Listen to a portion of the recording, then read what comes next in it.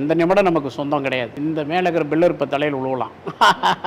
அதுதான் நம்ம லைஃபு. எந்த நிமிடமும் இந்த உலகத்தில் நமக்கு உறுதியானவை அல்ல, நிச்சயிக்கப்பட்டவல்ல. எப்போ வேணாலும் நம்ம பிரியலாம். பொம்பளைங்களை நான் அவங்க வேலைக்கு அவங்கள பார்க்கும்போது நான் வேலைக்கு போகக்கூடாதுன்னு சொன்னேன். அவங்க அம்மாவுடைய சொத்து நான் எடுத்தது கிடையாது. 1 ஏக்கர் இருக்குது. அவங்க அப்பா அழுது கூட புரண்டு பார்த்தாரு. தன்னம்பிக்கையில் நான் ரொம்ப ஸ்ட்ராங்கான ஆள். அதேமாதிரி நான் செய்யும் போதும் எனக்கு கேள்வி கேட்டால் கோவம். இதை செஞ்சால் தான் என் தொழிலுக்கு அந்த தொழில் நல்லா இருக்குது. 1000 காரணங்கள் இருக்குது. அதெல்லாம் விலக்கிக்கிட்டு இருக்க முடியாது. அதில் நல்லவனும் இருப்பான், கெட்டவனும் இருப்பான். நிறைய பேர் என்ன சொல்லுவாங்க, உங்களுக்கு இன்னும் கொஞ்சம் படித்த எஜுகேஷன் மனைவியாக இருந்தால் நல்லா அதை சும்மாரி எல்லா கணக்கும் எடுத்துகிட்டு அக்கௌண்ட்டே டீல் பண்ணிட்டு போயிருப்பேன். நானே செலவு இல்லாமல் வந்திருப்பேன். இதுதான் கரெக்டு. கம்முன்னு இருப்பேன். படித்ததெல்லாம் வேண்டாம் நமக்கு. ஒவ்வொரு பைசாவும் கணக்கு வரும். இப்போ லட்சம் எடுத்தாலும் தெரியாது. அவங்களுக்கு தேவையானமா அதை கொடுத்துட்டோமா ஜாலியாக இருக்கலாம். நம்ம ஷூட்டிங் எடுக்கலாம், சினிமாவுக்கு போகலாம், 4 பேருக்கு உதவலாம், அமெரிக்கா போகலாம், லண்டன் போயிட்டு வந்துட்டேன், சிங்கப்பூர் கூப்பிடுவேன். ஆனால் என்னை பொறுத்தவரை அவங்களுக்கு ஒரு விஷயம், அவங்க கூட தான் நான் ரொம்ப நேரம் இருக்கணும்னு. என் திருமண வாழ்க்கையில் ரொம்ப நேரம் வீட்டில் இருப்பேன். அவங்க எப்படி அது மறந்து சொல்கிறாங்கன்னு தெரியல. எங்கள் கூட இல்லைங்கன்னு ஏன் மறந்தாங்கன்னு தெரியல.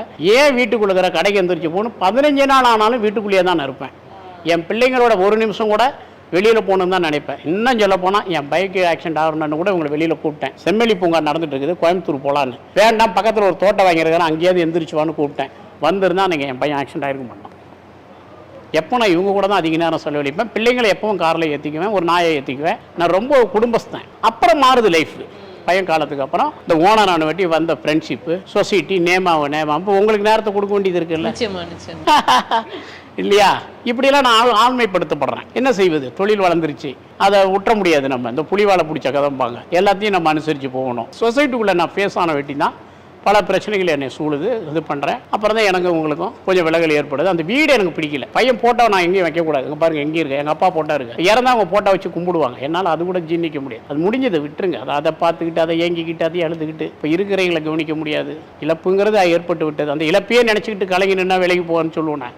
இதுதான் எங்களுக்கு 2 பேருக்குள்ள ஒரு பாசிட்டிவ் விஷயம். நான் நிறைய விஷயங்கள் இருக்குது. அவங்க எப்படி சொல்ல முடியாதோ, என்னாலேயே சொல்ல முடியாத விஷயங்கள் நிறையா இருக்குது. அவங்க அந்த அளவுக்குலாம் ஒரு ஈடுபாடாக பிள்ளைங்க மேலே தப்பு இல்லை.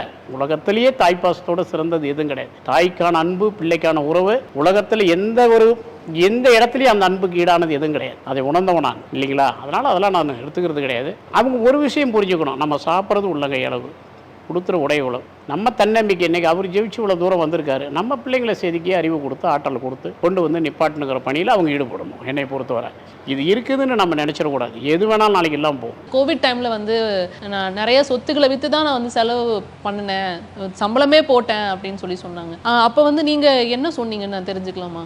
இல்லை, நான் நம்ம வீடு கூட கொடுக்கணும். நாங்கள் அந்த வீடு வந்து 8 வருஷம் வீடே கட்டணும். அந்த வீடை 8 வருஷம் வீடே கட்டணும். எனக்கு என்னன்னா, வெளியே போயிட்டு வந்தால் ஒரு 7 ஸ்டாரில் வாழ்ந்த வாழ்க்கை இருக்கணும்னு பண்ணேன். அதை கொடுக்க வேண்டிய சூழ்நிலை ஆகி போச்சு. அது காரணம் வீடு மட்டும் இல்லை, அது அந்த வழி போகிற வழி வர வழி இருந்தால் எங்கள் புள்ள ஆக்சிடென்ட் ஆனது. அந்த வழி வேறு ஒன்று ரொம்ப இடைஞ்சலாகி போச்சு. உள்ள நாங்கள் போகிற காலத்தில் வயலு இது மாதிரி இருந்தது. இப்போ ரொம்ப நெருக்கடி ஆயிடுச்சு. கார் பார்க்கிங் வேணால் ஒன்று தான். ஃப்ளோரில் ஒரு 5-6 பெட்ரூம் போடக்கும். அதனால் அதை கொடுத்தோம்.